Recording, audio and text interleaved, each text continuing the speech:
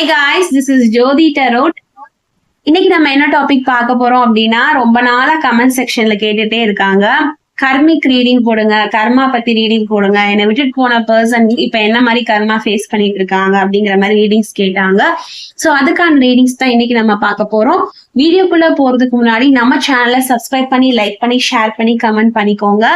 அதே மாதிரி personal readings வேணும்னு நினைச்சீங்கன்னா டிஸ்கிரிப்ஷன் என்னோட நம்பர் இருக்கு, கம்யூனிட்டி போஸ்ட்லயும் நம்பர் இருக்கு. நம்ம என்னென்ன டைப்ஸ் ஆஃப் ரீடிங்ஸ் எடுக்கிறோம்னு நான் அங்க வச்சிருக்கேன், நீங்க போய் பார்த்து பே பண்ணி தெரிஞ்சுக்கலாம். ஓகே, இப்ப நம்ம வீடியோக்குள்ள போலாம். ஓகே, கார்ட்ஸ் எடுப்போமா? உங்களை விட்டுட்டு போயிருக்காங்க இல்லைங்களா உங்க பர்சன், அவங்க இப்ப என்ன மாதிரி கர்மா ஃபேஸ் பண்றாங்க? ஓகே, ஒரு கார்டு வந்துருச்சு.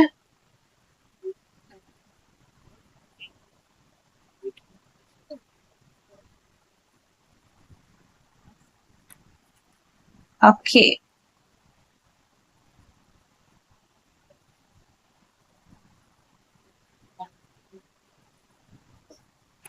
என்ன மாதிரி கர்மா ஃபேஸ் பண்றாங்க யூனிவர்ஸ் சொல்லுங்க.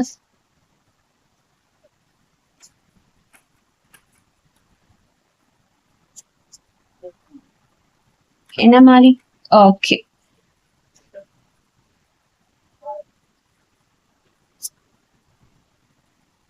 ஓகே, கார்ட்ஸ் வந்தாச்சு.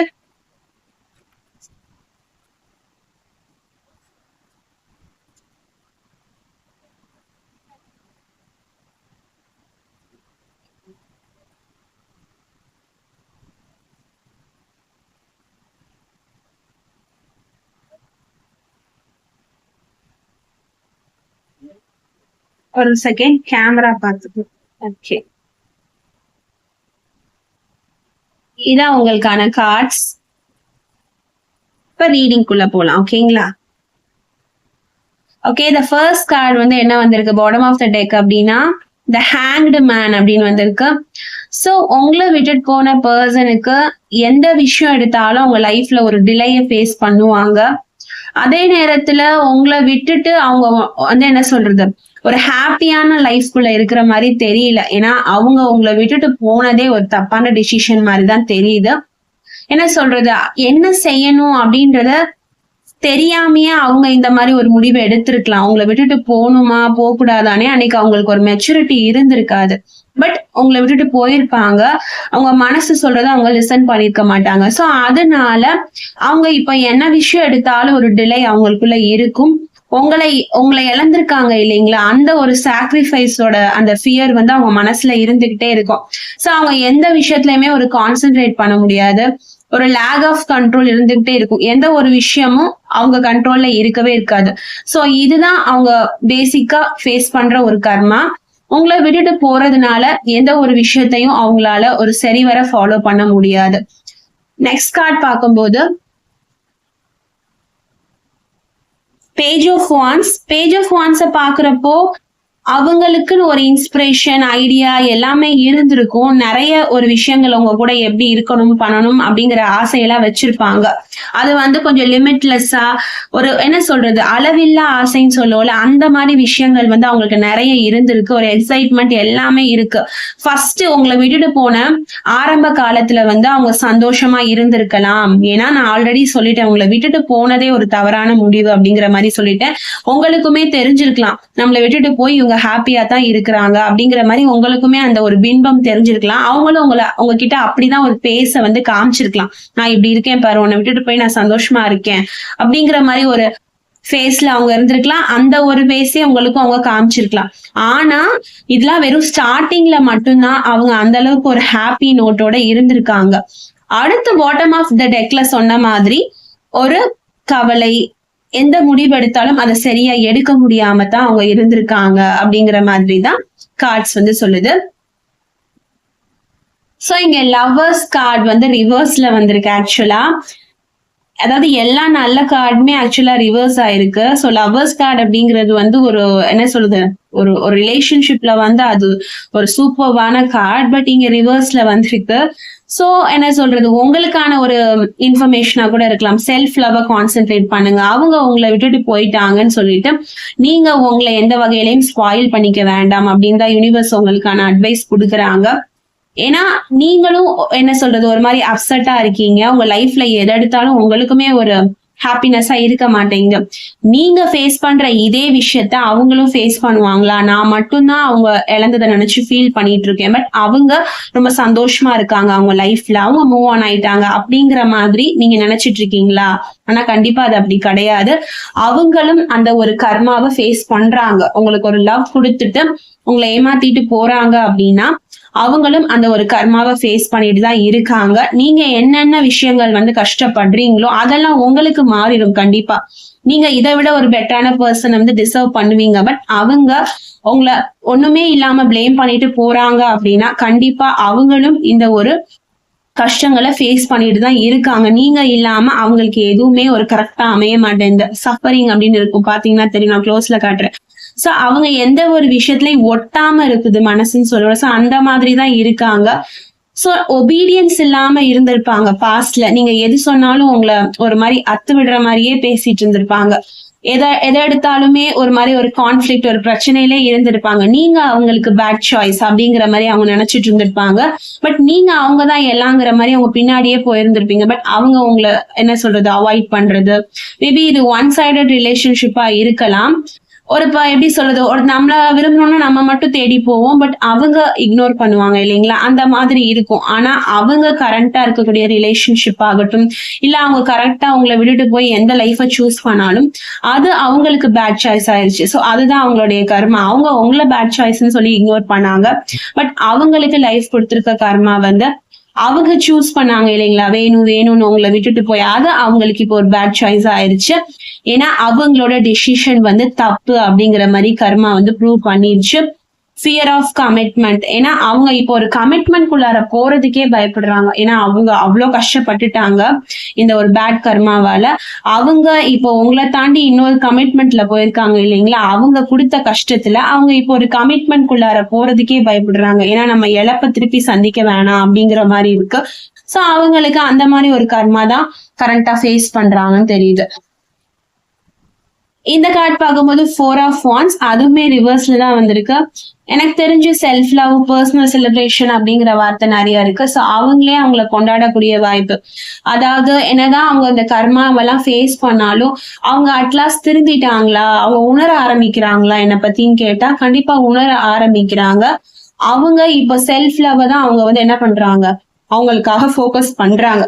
கண்டிப்பா உங்களை இப்படி பண்ணிட்டோமே அப்படிங்கிற வருத்தம், கவலை அவங்களுக்கு இருக்கு. சோ அவங்க இப்ப ஃபோக்கஸ் பண்ணிட்டு இருக்காங்க. உங்களை பத்தின நினைப்பும் கண்டிப்பா அவங்களுக்கு இருக்கு. உங்களுக்கு இந்த மாதிரி பண்ணதுனாலயோ என்னவோ அவங்க ஒரு பேட் கர்மாவை தான் ஃபேஸ் பண்றாங்க. ஒரு சந்தோஷம் இல்லாம அடுத்தவங்க கூடயும் ஒரு மாதிரி என்ன சொல்றது, பிரச்சனை பண்ணிட்டு கொஞ்சம் டிஸ்டர்ப்டா இருக்காங்க. அவங்களுக்குன்னு எந்த ஒரு சப்போர்ட்டும் இல்லாம தெரிஞ்சிருக்கும், லேக் ஆஃப் சப்போர்ட், பிரேக் டவுனா இருக்காங்க. சோ உங்க கூடயுமே அவங்க திருப்பி பேசுறதுக்கான வாய்ப்புகளை நீங்க கொடுத்திருக்க மாட்டீங்க. ஏன்னா ஒன்ஸ் நீங்க போயிருப்பீங்க, அவங்க உங்களை இக்னோர் பண்ணிருப்பாங்க. இப்ப அவங்க வருவாங்க, நீங்க இக்னோர் பண்ற மாதிரியான ஒரு காலமாக இருக்கு. வீட்லயும் அவங்களுக்கு பிரச்சனை இருக்குது. சோ ஒரு டிரான்சிஷன் அப்படிங்கிற ஒரு பீரியட்குள்ளதான் அவங்க இப்ப இருக்காங்க. தனியா மாத்திக்கிற ஒரு செஷனுக்குள்ளதான் அவங்க அப்படி இருக்காங்க. சோ கண்டிப்பா அவங்க ஹீல் ஆகி வந்துட்டு இருக்காங்க அப்படிங்கிற மாதிரி தான் தெரியுது. அவங்க கர்மாவெல்லாம் ஃபேஸ் பண்ணிட்டு அவங்க ஒரு மாதிரி ஹீல் ஆகி வராங்க. நெக்ஸ்ட் வந்துட்டு த ஹீரோ பேண்ட் கார்டு அப்படிங்கிற மாதிரி வந்திருக்கு. சோ என்ன சொல்றது, இந்த சொசைட்டி அதுகிட்ட அது போடுற நமக்கு ஒரு ரூல்ஸ் போடுற இல்லைங்களா, அதெல்லாம் அவங்க தாண்டி ஃபைட் பண்ணி வந்துட்டாங்க. சோ ஒரு சோஷியல் அப்ரூவல், அதாவது உங்களை கல்யாணம் பண்றதுக்கு ஏதாவது ஒரு தடைகள் அவங்களுக்கு இருந்திருக்கலாம். அதுவே அவங்களுக்கு ஒரு கர்மாவா அமைஞ்சிருக்கலாம். அதனாலயே உங்களை வேண்டான்னு அவங்க சொல்லிட்டு போயிருந்திருக்கலாம். ஃபர்ஸ்ட் ஆஃப் ஆல் உங்களை லவ் பண்ணி ஒரு ஹோப் கொடுத்துட்டு அதுக்கப்புறம் இந்த சொசைட்டி என்னை தப்பா பேசும், சோ நீ எனக்கு வேண்டாம் அப்படிங்கிற மாதிரி அவங்க போயிருக்கலாம். ஃபர்ஸ்டே அதை திங்க் பண்ணிட்டு தான் அவங்க லவ் பண்ணிருக்கணும். பட் அவங்க அந்த மாதிரி ஒரு ஏமாத்திட்டு விட்டுட்டு போயிருக்கலாம். இந்த சொசைட்டிய ஒரு பிளேமா வச்சு அவங்களை விட்டுட்டு போயிருக்கலாம். சோ அதுக்கான ஒரு விஷயமும் அவங்க திங்க் பண்றாங்க. இந்த சொசைட்டி வந்து நம்மளை எப்படி ஏத்துக்குமா அப்படிங்கறதே அதுவே ஒரு கர்மா தான் அவங்களுக்கு. இந்த சொசைட்டி ஆலையே உங்களை விட்டு கொடுத்திருப்பாங்க. ஆனா எனக்கு அவங்களுக்கு உங்க மேல லவ் இருக்கிற மாதிரி தான் எனக்கு தெரியுது. ஆக்சுவலா அவங்க என்ன மாதிரி கர்மா ஃபேஸ் பண்றாங்களோ அவங்கள விட்டுட்டு போனவங்க அப்படிங்கிற மாதிரி நீங்க கேட்டிருந்தீங்க. சோ இந்த மாதிரி கர்மாஸ் தான் அவங்க ஃபேஸ் பண்றாங்க. திரும்ப இவங்க நான் ஏத்துக்கலாமா, திரும்ப இவங்க கூட நான் வந்து என்ன சொல்றது, திரும்பியும் பேட்சப் பண்ணலாமா அப்படின்னு கேட்டா கண்டிப்பா பேட்சப் பண்ணலாங்கிற மாதிரி தான் இருக்கு. அவங்க ஹீல் ஆகி வராங்க. அவங்க ஒரு டிரான்சிஷன்ல போறாங்க. நல்ல பர்சனா இருக்கிறாங்க. சோ திருந்தும் போது ஒரு வாய்ப்பு கொடுக்கறது வந்து தப்பு கிடையாது. சோ அவங்க ஒரு மன்னிப்புக்காக எதிர்பார்த்துட்டு இருக்காங்க. அவங்க ஏதோ ஒரு தப்பு பண்ணிட்டாங்க. சோ அந்த மன்னிப்புக்காகவும் அவங்க எதிர்பார்த்துட்டு இருக்காங்க. அவங்க மேல ஒரு கருணை வச்சு அவங்கள நீங்க ட்ரஸ்ட் பண்ணலாம். திரும்ப உங்களை விட்டுட்டு போறதுக்கான வாய்ப்புகள் வந்து இல்ல. ஓகேங்களா? அவங்க கர்மாஸ் எல்லாம் ஃபேஸ் பண்ணி இப்ப ஹீல் ஆகி வந்துட்டு இருக்காங்க. சோ கண்டிப்பா அவங்களுக்கு இன்னொரு சான்ஸ் கொடுக்கலாம். அவங்க மேல ஸ்டில் உங்களுக்கும் லவ் இருக்க மாதிரி தான் தெரியுது.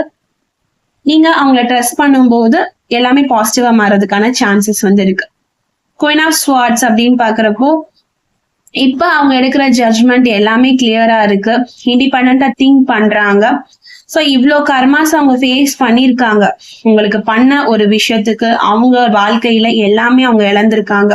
சொசைட்டி கிட்ட இருந்து ஒரு தவறான பேச்சு, அவங்களுடைய கெரியர், அவங்களுடைய லைஃப், அவங்க ஃபேமிலி அவங்கள தப்பா பேசுறது, இந்த மாதிரி முடிவு எடுக்க முடியாம இருக்கிறது, எதுலையுமே ஒரு கண்ட்ரோல் இல்லாம இருக்கிறது. சோ உங்களை விட்டுட்டு அவங்க நல்லா இல்ல, ரொம்ப ஸ்ட்ரகிள் பண்ணிருக்காங்க. இப்போ உங்களை பத்தி புரிய புரிய புரிய அவங்களுக்கு ஒரு புரிதல் வந்திருக்கு. அவங்க லைஃப்ல ஒரு மாற்றம் கண்டிப்பா நிகழ்ந்திருக்கு. இந்த கர்மாக்குள்ளாரெல்லாம் அவங்க போயிட்டு ஒரு நல்ல பர்சனா தான் எனக்கு தெரிஞ்சு அவங்க சேஞ்ச் ஓவர் ஆயிருக்காங்க. சோ அந்த சேஞ்ச் ஓவர் தான் இந்த அன்பயாஸ்ட் ஜட்ஜ்மெண்ட், இந்த இண்டிபெண்டா அவங்க திங்க் பண்றது எல்லாத்தையும் இப்ப கிளியரா திங்க் பண்ண ஆரம்பிக்கிறாங்க. உங்க கூட நோ கான்டாக்ட், நோ கம்யூனிகேஷன் சிச்சுவேஷன்ல இருந்தாங்க அப்படின்னா உங்ககிட்ட அவங்களே வந்து பேசுறதுக்கான வாய்ப்புகள் இருக்கு. நான் சொல்லும் போது நீங்க நம்ப மாட்டீங்க. அவங்க வந்து உங்ககிட்ட பேசும்போது உங்களுக்கே அவங்க எந்த அளவுக்கு மாறி இருக்காங்க அப்படின்னு தெரியும். முன்னாடி இருக்கிற பர்சனா அவங்க வரதுக்கு வாய்ப்பே இல்ல.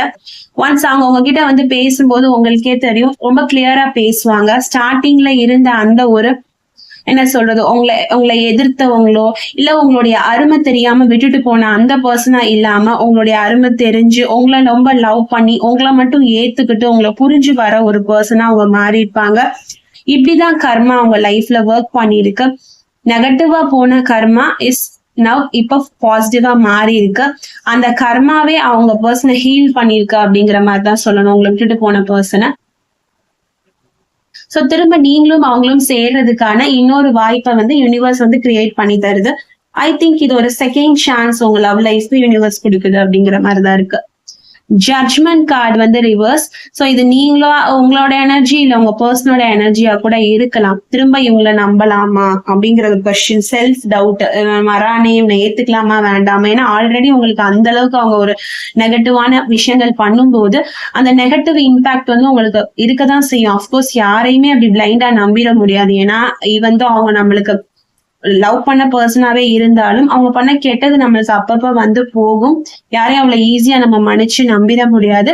பட் இந்த பர்சனோட எனர்ஜி பாக்குறப்போ ட்ரூவாவே அவங்க ஹீல் ஆகி வந்திருக்காங்க. ஏன்னா அவங்க ஃபேஸ் பண்ண கர்மா அந்த அளவுக்கு அவங்கள போட்டு பாடாப்படுத்தி இருக்கு. சோ அவங்க ட்ரூவாவே ஹீல் ஆகி வரும்போது அவங்கள பத்தின பேட் விஷயங்களை வந்து நம்ம திருப்பி திருப்பி சொல்லாம அந்த பர்சனை ஏத்துக்கிறது சிறப்பு. சோ அவங்களுக்கு ஒரு செல்ஃப் டவுட் இருக்கு. அவங்களே அவங்கள ரொம்ப காயப்படுத்திக்கிறாங்க. என்ன சொல்றது, பனிஷ்மெண்ட். ஆக்சுவலா நான் சொன்ன வார்த்தை உண்மையாச்சு. நீங்க பாத்தீங்கன்னா தெரியும். இந்த கார்டை நான் இப்பதான் பாக்குறேன். பனிஷ்மெண்ட் நான் சொன்னேன் இல்லைங்களா, கர்மான்னு யூனிவர்ஸே அவங்களுக்கு ஒரு பனிஷ்மெண்ட்டை வந்து கொடுத்தாச்சு. ஓகேங்களா? அவங்க பண்ண தப்புக்கு வந்து ஆல்ரெடி அவங்க கர்மாவை ஃபேஸ் பண்ணியாச்சு. சோ திரும்ப நம்மளும் அவங்கள காயப்படுத்த வேண்டாம். ஆல்ரெடி அவங்க லைஃபை வந்து டிஸ்ட்ரக்ஷன் அழிச்சிருக்காங்க. நீங்க உங்களை விட்டுட்டு போய் அவங்க லைஃப் அவங்க வந்து சந்தோஷமா வாழல, ஒரு அழிவை நோக்கிதான் போயிருக்காங்க. அவங்க லைஃபே அழிஞ்சிருக்கு. சோ அதனால நீங்களே அவங்க கால் பண்ணியிருந்தா கூட அவங்க அந்த ஒரு கில்ட்டி கான்சியஸ்ல எடுத்திருக்க மாட்டாங்க. ஆனா இனிமே அவங்க உங்களை நோக்கி வருவாங்க அப்படிங்கிற மாதிரிதான் தெரியுது. ஏன்னா அவங்க இந்த மாதிரி சீப்பா நடந்துகிட்டதுல அவங்களுக்கே அவங்களை பிடிக்காம போயிடுச்சு. என்னடா நம்ம இந்த அளவுக்கு பேடா பிஹேவ் பண்ணிட்டோமே, நம்மள நம்பி வந்த ஒரு பொண்ணு நம்மள இவ்வளவு தூரம் சின்சியரா லவ் பண்ண போனா நம்ம இந்த அளவுக்கு பண்ணிட்டோமே, நம்மள லவ் பண்ண பையனை நம்ம இந்த மாதிரி பண்ணிட்டோமேன்னு சொல்லி அவங்களுடைய லைஃபே தினம் தினம் அவங்கள வந்து கேள்வி கேக்குது. அவங்க மனசாட்சியே அவங்கள உறுத்தி கொள்ளுது. சோ இதுதான் அவங்களுக்கான கர்மா. கண்டிப்பா அவங்க ஹீல் ஆயிட்டு இருக்காங்கங்கிற மாதிரி தெரியுது. நீங்க கேட்ட கொஸ்டினுக்கான ஆன்சர் கிடைச்சிருக்கும். என்ன கர்மா அவங்க ஃபேஸ் பண்றாங்க, அவங்கள விட்டுட்டு போனவங்க அப்படிங்கிறதுக்கான ஆன்சரை இந்த வீடியோ பாத்தீங்கன்னா உங்களுக்கு கிளியரா புரிஞ்சிருக்கும். சோ அவங்க இந்த மாதிரி கர்மாஸ் எல்லாம் ஃபேஸ் பண்ணிட்டு உங்களை நோக்கி வராங்க, ஒரு கிளீன் பர்சனா வராங்க. சோ கண்டிப்பா அவங்கள அக்செப்ட் பண்ணிக்கோங்க. இது எப்படி சொல்றதுன்னா பேட் கர்மா குட் கர்மாவா சேஞ்ச் ஆயிருக்கு. ஓகேங்களா? எனக்கு தெரிஞ்சு இது நெகட்டிவான வீடியோன்னு நான் சொல்ல மாட்டேன். It's full and full positive video. ஓகேங்களா? சரி, நான் உங்களை நெக்ஸ்ட் வீடியோல சந்திக்கிறேன். எப்பவுமே சொல்ற மாதிரி தான், always manifest a wonderful life ahead. Stay positive, be positive. Bye.